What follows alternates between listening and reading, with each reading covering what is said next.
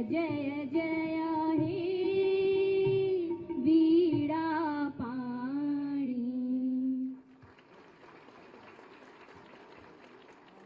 प्रधानाचार्यों को माननीय मुख्यमंत्री महोदय के कर कमलों द्वारा नियुक्ति पत्र प्रदान किए जाएंगे। मैं माननीय मुख्यमंत्री महोदय से अनुरोध करूंगी कि इन्हें अपने हाथों से नियुक्ति पत्र देकर आशीर्वाद प्रदान करने की कृपा करें। सबसे पहले मैं आमंत्रित कर रही हूं सुश्री जॉनी को, जो गाजियाबाद से हैं, नियुक्ति पत्र प्राप्त करने के लिए।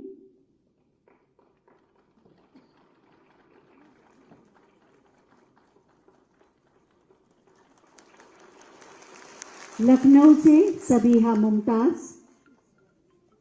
बस्ती से सबीहा मुमताज,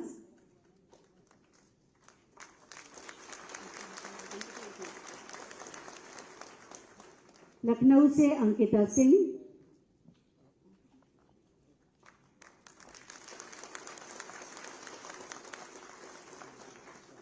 आजमगढ़ से अमिता सिंह,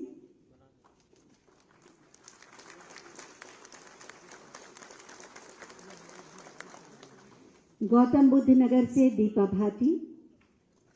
आपकी तालियां इन सबके चेहरे पर मुस्कुराहट लाएंगी। मिर्जापुर से श्री अजय प्रताप सिंह,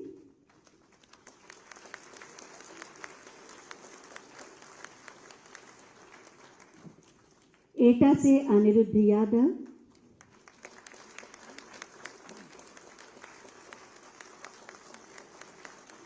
प्रयागराज से चेतन त्रिपाठी,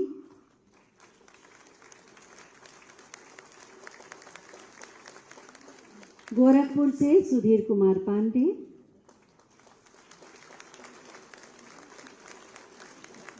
मुरादाबाद से शरद कुमार सागर,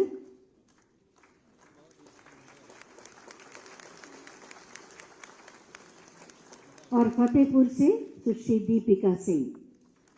मैं चाहूंगी एक बार 219 प्रधानाचार्यों के लिए आप जोरदार तालियां बजाएं। बहुत बहुत धन्यवाद माननीय मुख्यमंत्री महोदय। आज ये नियुक्ति पत्र ही आपको नहीं मिले, बल्कि आपके और आपके परिवार की समृद्धि का द्वार खुल गया, आपके अंदर आत्मविश्वास का दीपक जल गया। निष्पक्ष और पारदर्शी प्रक्रिया के साथ रोजगार के नए अवसर और आयाम सृजित करके शिक्षा के क्षेत्र में क्रांतिकारी परिवर्तनों के साथ निपुण उत्तर प्रदेश का निर्माण कर रहे हैं माननीय मुख्यमंत्री माननीय श्री योगी आदित्यनाथ जी। मैं बहुत ही आदर के साथ माननीय मुख्यमंत्री महोदय से अनुरोध करूंगी कि आज के इस अवसर पर हमारा मार्गदर्शन करने की कृपा करें, आपकी जोरदार तालियों के अभिवादन के साथ।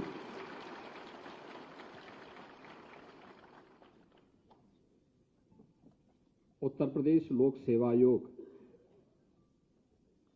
के द्वारा चयनित राजकीय इंटर कॉलेजेस में प्रधानाचार्यों की नियुक्ति पत्र वितरण के आज के इस कार्यक्रम में मंच पर उपस्थित प्रदेश की माध्यमिक शिक्षा विभाग की मंत्री श्रीमती गुलाब देवी जी, प्रदेश के मुख्य सचिव श्री दुर्गा शंकर मिश्र जी, अपर मुख्य सचिव माध्यमिक शिक्षा श्री दीपक कुमार जी, शिक्षा विभाग के सभी अधिकारीगण,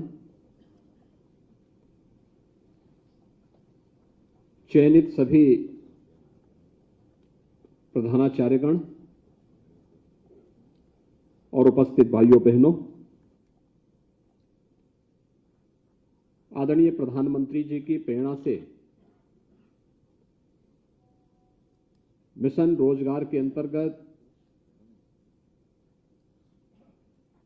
हर एक युवा को उसकी क्षमता और योग्यता के अनुरूप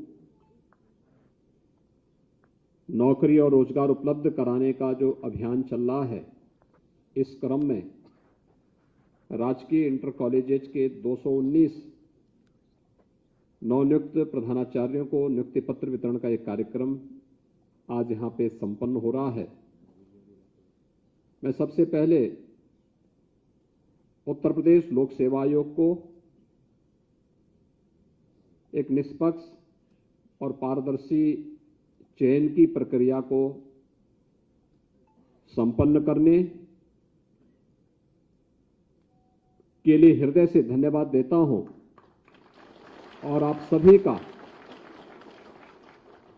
उत्तर प्रदेश शासन का हिस्सा बनने के लिए हृदय से बधाई देते हुए अभिनंदन भी करता हूं। वास्तव में एक बड़ा दायित्व है। शिक्षा के क्षेत्र में राजकीय इंटर कॉलेजेस में प्रधानाचार्य के रूप में कार्य करना ये सामान्य नहीं, एक असामान्य कार्य है। दो चुनौतियां आपके सामने होंगी। एक, राजकीय इंटर कॉलेज एक समय में प्रदेश की शिक्षा की और खासतौर पर माध्यमिक शिक्षा की रीढ़ मानी जाती थी। समय बदला, समय के अनुसार चयन की प्रक्रिया समयबद्ध तरीके से न होने के कारण शिक्षा का स्तर गिरा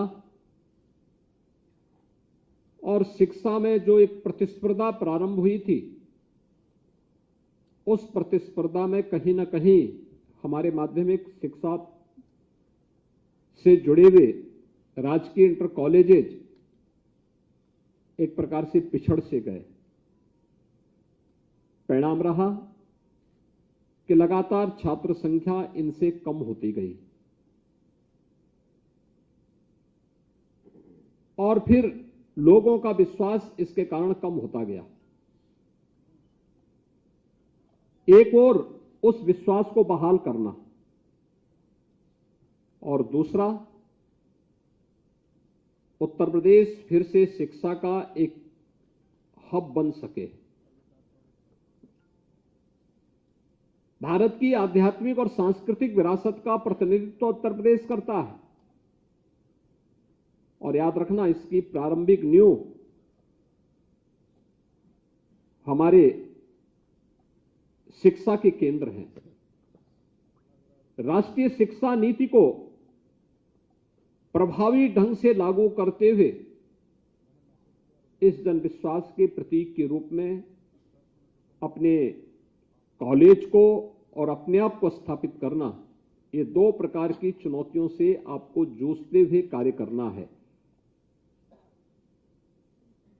लंबे समय से मांग हो रही थी इंटर कॉलेजेस के प्रधानाचार्य की नियुक्ति की प्रक्रिया को भी समयबद्ध ढंग से आगे बढ़ाया जाए। ऐसा नहीं कि कहीं बाधित भी रहा हो। पिछले 6 वर्ष के अंदर लगभग 6 लाख सरकारी नियुक्तियां हम लोगों ने प्रदेश से दी हैं, जिसमें से 1,64,000 तो केवल शिक्षकों की है। बेसिक और माध्यमिक शिक्षा में शिक्षकों की 1,64,000 से अधिक भर्तियां हुई हैं। एक बड़ी संख्या है और यह भी व्यवस्था दी गई कि हमारे शिक्षा के केंद्र, हमारे शिक्षण संस्थान शिक्षक विहीन न हो। अगर कोई शिक्षक रिटायर हो गया है तो रिटायरमेंट के बाद उनको एक निश्चित मानदेय पर, एक फिक्स मानदेय पर तब तक उनकी सेवाएं ली जाएं जब तक कि नए शिक्षक की तैनाती न हो जाए। और ये प्रक्रिया भी हम लोगों ने 2017-18 से लगातार प्रदेश में माध्यमिक शिक्षा से जुड़े हुए सभी संस्थाओं में इसको प्रभावी ढंग से लागू किया। जो एक छवि खराब हुई थी, उस छवि से उभारने का एक प्रयास भी हुआ। एक समय ऐसा भी आया था जब ऐसे लगता था कि माध्यमिक शिक्षा परिषद से जुड़े हुए हमारे कॉलेजेस ये सभी नकल के अड्डे से बन गए थे। ठेके में नकल होती थी। बहुत सारे जनपद तो इसके बदनाम के केंद्र हो गए थे।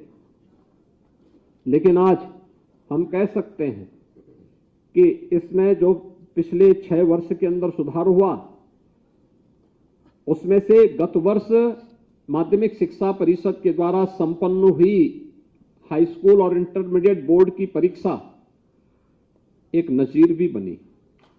आपने देखा होगा, एक समय ऐसा भी होता था जिसमें साल भर केवल परीक्षा, परिणाम और प्रवेश, इन तीनों में 3/4 समय खर्च हो जाता था।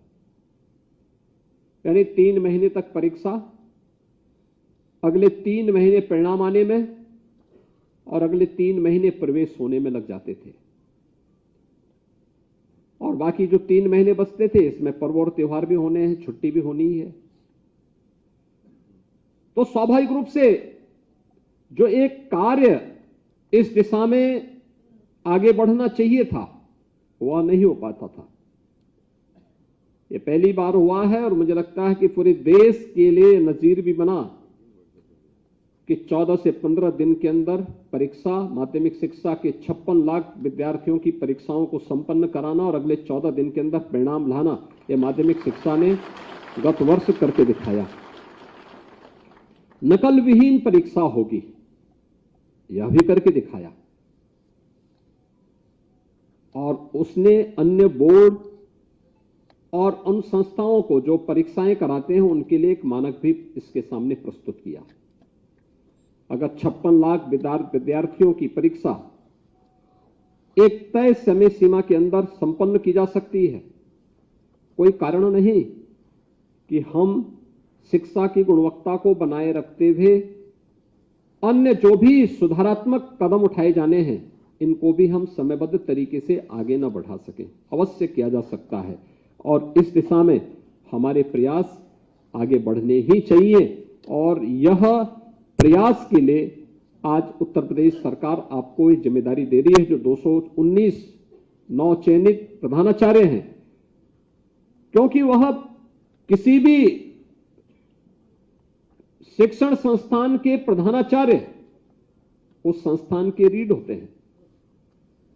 अगर वह स्वयं अनुशासित है, समयबद्ध है, संस्थान के स्वच्छता के साथ अनुशासन के प्रति जागरूक है, वहां का शैक्षिक कैलेंडर स्वयं तैयार कर रहा है, विद्यालय को नए नए गतिविधियों का एक केंद्र बना रहा है, कुछ नवाचार हो, स्पोर्ट्स की एक्टिविटीज को भी बढ़ाया जा सके, देश और दुनिया में क्या कुछ घटित हो रहा है इसके बारे में बता सके,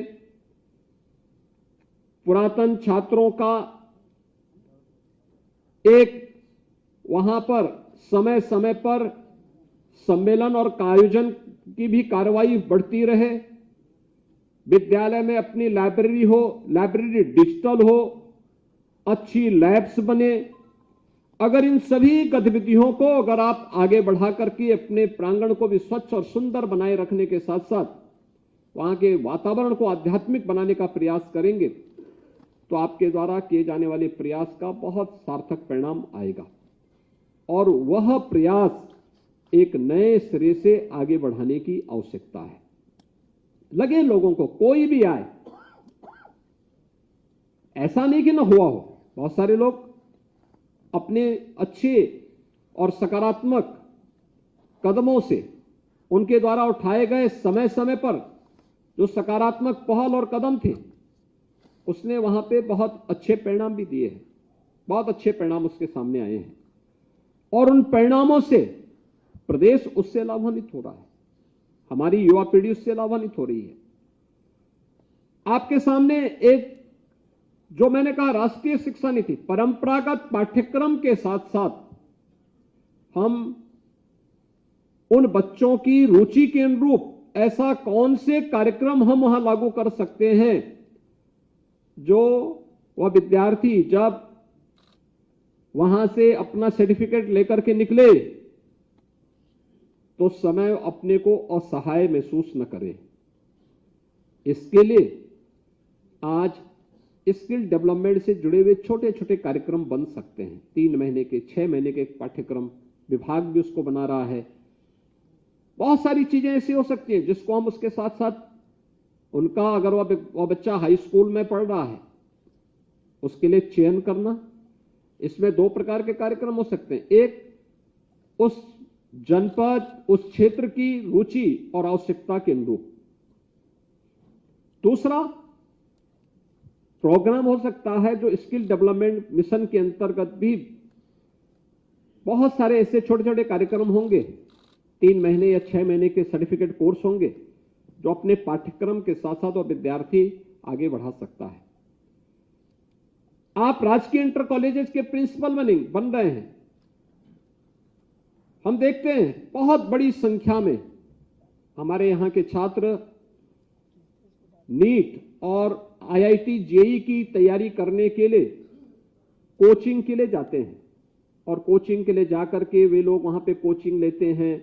कोचिंग लेकर के उनके द्वारा अनेक प्रकार से वहां पर कभी कभी कुछ छात्रों के सामने तो स्थिति हो जाती है कि ना कोचिंग ही पूरा कर पाते, ना अपना पाठ्यक्रम ही पूरा कर पाते हैं।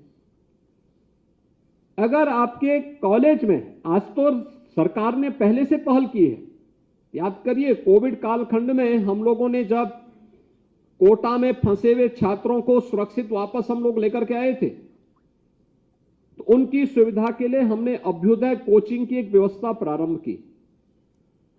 आप भी अपने आप प्रयास कर सकते हैं कि अगर 8 बजे से लेकर 2 बजे तक आपका कॉलेज चल रहा है, 1 घंटे के लिए फिजिक्स, केमिस्ट्री, मैथ्स, इंग्लिश या फिर बायोलॉजी से जुड़े हुए जो शिक्षक होंगे, उनको कह करके कि भाई 1 घंटे का समय वह अतिरिक्त उन बच्चों के लिए दे दें। और पाठ्यक्रम से इतर नहीं, पाठ्यक्रम के अंदर कौन ऐसे महत्वपूर्ण कार्यक्रम हो सकते हैं, कौन सा करिकुलम का पार्ट ऐसा हो सकता है जो इस पाठ्यक्रम के लिए जो आने वाला इंट्रेंस एग्जाम होगा, आईआईटी जेईई का या नीट का, उसमें उन बच्चों की मददगार हो सकता है। अगर उसके लिए अलग से क्लास चले तो मुझे लगता है कि अभ्युदय कोचिंग में भी आप अपने विद्यालय में, अपने कॉलेज में एक नया प्लेटफॉर्म उपलब्ध करवा सकते हैं। बहुत सारे विद्यार्थी जो इस कोचिंग के लिए दूर दराज के क्षेत्रों में जाते हैं, परिवार की आय अलाउ नहीं करती, लेकिन अभिभावक की एक लालसा होती है कि मेरा पुत्र भी अच्छा चिकित्सक बने, मेरा पुत्र भी इस परीक्षा को पास करते हुए अच्छा इंजीनियर बने। उस में आप भी एक मदद उनको कर सकते हैं, और यह मदद उनको गाइड करते हुए अगर आप करेंगे तो उसका एक रास्ता बनेगा, उस दिशा में वो आगे बढ़ेगा। मुझे लगता है आपके द्वारा किए जाने वाले प्रयास का बहुत अच्छे परिणाम सामने आ सकते हैं। बहुत बार हम देखते हैं कि बच्चे अपनी पढ़ाई करते करते वे देश और दुनिया की जानकारी नहीं रख पाते। देश में कहां क्या हो रहा है, कैसे हो रहा है, अगर इन सभी चीजों के बारे में भी अगर आप उनको बता दें, मुझे लगता है कि ये तो विद्यालय की रूटीन गतिविधियों का हिस्सा बनना चाहिए। भारत के बारे में, भारतीयता के बारे में, भारत की परंपरा के बारे में, भारत की संस्कृति के बारे में, भारत के महापुरुषों के बारे में, भारत के नेतृत्व के बारे में, सरकारों की जो भी युवाओं के कल्याण से जुड़ी हुई, महिलाओं के कल्याण से जुड़ी हुई अन्य ऐसी बहुत सारी योजनाएं होंगी जो उन युवाओं के लिए उपयोगी हो सकती है। लेकिन संस्थान अक्सर मैं देखता हूं कि इनसे अपने को वैराग्य भाव रखते हुए इनसे दूरी बना के रखती है, और परिणाम क्या होता है कि इसके बाद जब वो छात्र अपना कोर्स पूरा करके निकलता है तो उसको इनकी सबकी जानकारी नहीं हो पाती है, वो भटकता है, इस कार्यालय उस कार्यालय। इस प्रवृत्ति से हमें बचाना होगा। विद्यालय को रचनात्मक गतिविधियों का एक केंद्र बनाना पड़ेगा, एक सकारात्मकता का समावेश हो, अभिभावकों के साथ संवाद बनाना पड़ेगा। अगर आप इस प्रकार की गतिविधियों को अपने विद्यालय को केंद्र बनाते हैं तो आप भी एक प्रेरक हो सकते हैं। लोग आपको स्मरण करेंगे, आपके कार्यकाल को यादगार बनाएंगे, आपका कार्य आपके पूरे कार्यकाल को यादगार बना देगा, और उस यादगार कार्यकाल के लिए आप सबको अपने स्तर पर प्रयास करना होगा। आज हम जिस नई प्रतिस्पर्धा के साथ आगे बढ़ रहे हैं उसमें सकारात्मकता लाने की आवश्यकता है, नकारात्मकता नहीं। उस सकारात्मकता के साथ अगर आप आगे बढ़ेंगे तो उसके बेहतर परिणाम भी हम सबके सामने आएंगे। शिक्षा के क्षेत्र में बहुत कुछ करने की आवश्यकता है। थोड़ी सी पहल कैसे व्यापक परिवर्तन का कारण बन सकती है। मुझे याद है 2017 में जब सरकार हमारी बनी थी, उस समय हमारे सामने एक चैलेंज था। कितने यानी बेसिक शिक्षा परिषद से जुड़े हुए ज्यादातर विद्यालयों की स्थिति बहुत खराब थी। हमने उस समय जनप्रतिनिधियों को, प्रशासन और शिक्षा विभाग के अधिकारियों का आह्वान किया कि भाई आप लोग सभी लोग मिलकर के एक एक विद्यालय को गोद लेकर के इनमें बुनियादी सुविधाएं उपलब्ध कराने में अपनी मदद करें। और आपने देखा होगा कि अगले 2-3 वर्षों के अंदर ही ये परिणाम तब आए हैं जब लगभग 3 वर्ष तक कोरोना जैसी महामारी का सामना सबने किया और सबके बावजूद 1,30,000 से अधिक बेसिक शिक्षा परिषद के विद्यालय ऐसे थे जिनमें बुनियादी सुविधाएं बेहतर हुई हैं और जिसके बारे में लोग कह सकते हैं कि हां अब ये विद्यालय लगते हैं। अगर ये पहल हो सकती है, कोई कारण नहीं कि आप भी, आज तो सरकार पैसा भी दे रही है। प्रोजेक्ट अलंकार के अंतर्गत सरकार ने एक व्यवस्था बनाई है कि वह राजकीय इंटर कॉलेज हो या फिर वह अशासकीय सहायता प्राप्त कोई इंटर कॉलेज, सरकार वहां पे छात्र की संख्या और के अनुसार मदद देने को तैयार है, जिससे वहां का इंफ्रास्ट्रक्चर अच्छा हो सके, जर्जर भवन न रहे। लेकिन याद रखना, सरकार एक बार मदद कर सकती है। अगर भवन के ऊपर पेड़ जम गए हैं तो इतनी तो एक पहल होनी ही चाहिए कि पेड़ की सफाई साल भर में एक बार हो जाए। विद्यालय भवन की सामान्य रंगाई पुताई की व्यवस्था हम करवा सकें, विद्यालय के प्रांगण को साफ सुथरा रख सकें, प्लास्टिक मुक्त व्यवस्था के साथ स्वच्छ भारत मिशन में हम भी अपने विद्यालय को भागीदार बनाएंगे। यह एक कार्यक्रम आप भी अपने स्तर पर आगे बढ़ा सकते हैं। ये कार्यक्रम अगर आपके स्तर पर आगे बढ़ते हैं उसके बहुत अच्छे परिणाम सामने आएंगे। आपने देखा होगा, एक तरफ सरकारी नियुक्तियां सरकार के स्तर पर व्यापक पैमाने पर की गई, तो दूसरी तरफ निजी क्षेत्र में भी रोजगार और नौकरी की अनंत संभावनाओं को लेकर के सरकार आई। ये वही उत्तर प्रदेश है जिस उत्तर प्रदेश में सुरक्षा में सेंध लगती थी, कोई भी सुरक्षित नहीं माना जाता था, दंगे यहां की पहचान बनते थे, भ्रष्टाचार यहां की पहचान बनती थी, अव्यवस्था और अराजकता का वातावरण होता था। जो पहले से निवेश किया था वो यहां से प्लान कर रहा था। आज उत्तर प्रदेश देश के निवेश का एक बेहतरीन गंतव्य बना है। एक तरफ बड़े पैमाने पे लोग निवेश कर रहे हैं, लगभग 38 लाख करोड़ रुपए के निवेश के प्रस्ताव अकेले इसी वर्ष 2023 में उत्तर प्रदेश को प्राप्त हुए हैं। 38 लाख करोड़ का आप अनुमान करिए, 38 लाख करोड़ अगर जमीनी धरातल पर उतर जाए, 1 करोड़ 10 लाख युवाओं को सीधे सीधे नौकरी मिल जाएगी। 1 करोड़ 10 लाख। एक तरफ यह, तो दूसरी तरफ प्रदेश के अंदर जिस कार्य के लिए उत्तर प्रदेश जाना जाता था, मैंने पहले भी कहा कि देश का आध्यात्मिक और सांस्कृतिक विरासत का केंद्र है उत्तर प्रदेश, उसका प्रतिनिधित्व करता है उत्तर प्रदेश। हमारे जो स्पिरिचुअल टूरिज्म है इसमें भारी बढ़ोतरी हुई। हम लोग जब 17 में आए थे तो बामुश्किल 1.5 से 2 करोड़ 3 करोड़ तक श्रद्धालु विभिन्न स्थलों पर आकर के दर्शन करते थे या पर्यटक आते थे। आज इस संख्या बढ़ करके एक वर्ष में 30 करोड़ हो चुकी है। उत्तर प्रदेश में एक पर्यटक आता है तो पर्यटक केवल पर्यटन की दृष्टि से नहीं आता है। देखिए रोजगार कितना सृजित करता है। वो आएगा, कोई टैक्सी लेगा, किसी होटल या किसी धर्मशाला में रुकेगा, खाना वहीं खाएगा, किसी मंदिर में जा रहा है तो फूल पत्ती लेगा, प्रसाद लेगा, सामान भी खरीदेगा। यानी कितने लोग जुड़े हुए हैं। टैक्सी वाले को रोजगार मिला, होटलर वाले को कार्य मिला, रेस्टोरेंट वाले को भी कार्य मिला। जहां पर जा रहा है, जो चीज खरीद रहा है और उससे प्राप्त होने वाला टैक्स, वह भी सरकार के पास आता है, याद रखना। और यही टैक्स फिर प्रदेश के विकास में खर्च हो पाता है। एक व्यवस्था कैसे चेन जुड़ी हुई एक दूसरे से, सब कुछ एक दूसरे के साथ जुड़ करके इस कार्यक्रम को आगे बढ़ाया जा रहा है। और वही कार्यक्रम आज हम सब उत्तर प्रदेश के अंदर अगर ये प्रयास हो सकते हैं, 6 वर्ष में परिवर्तन लाया जा सकता है, कोई कारण नहीं कि अगर सामूहिक रूप से प्रयास होंगे तो उत्तर प्रदेश देश की नंबर 1 की अर्थव्यवस्था न बन जाए। लेकिन इसके लिए अलग क्षेत्र में कार्य करने वाले व्यक्ति को अपने स्तर पर प्रयास करने होंगे। उत्तर प्रदेश तो शिक्षा का केंद्र रहा है। आज भी आप अरुणाचल प्रदेश में जाइए, लोगों से पूछिए, वे कहते हैं साहब पुराने शिक्षक हमारे उत्तर प्रदेश से ही आए थे। आप किसी अन्य अगल बगल के राज्य में जाइए, बड़े पैमाने पे आपको पुराने समय में, आजादी के समय में बहुत सारे राज्य ऐसे हैं जहां शिक्षकों की आपूर्ति उत्तर प्रदेश से हुई है।